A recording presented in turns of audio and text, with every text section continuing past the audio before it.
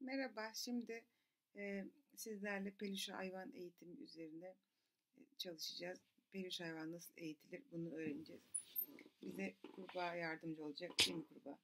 Evet, şimdi kurbağa senden şunu istiyorum. Patini bana uzat.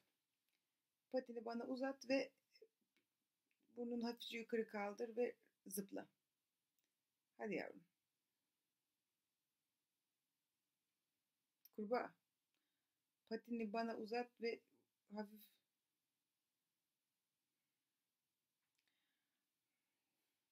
Peki ben yardımcı olayım.